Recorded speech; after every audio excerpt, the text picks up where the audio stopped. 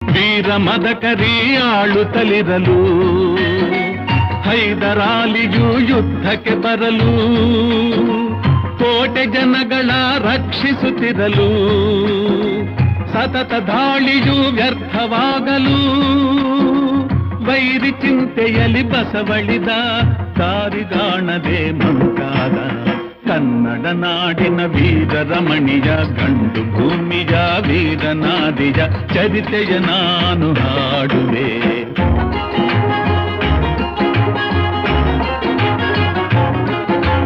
ಗೂಢಚಾರರು ಅಲೆದು ಬಂದರು, ಹೈದರಾಲಿಗೆ ವಿಷಯ ತಂದರು. ಚಿತ್ರದುರ್ಗದ ಕೋಟೆಯಲ್ಲಿ ವಾಯುವ್ಯ ದಿಕ್ಕಿನೆಡೆ ನೋಡು ಎಂದರು. ಕಳ್ಳಗಂಡಿಯ ತೋರಿದರು, ಲಗ್ಗೆ ಹತ್ತಲು ಹೇಳಿದರು.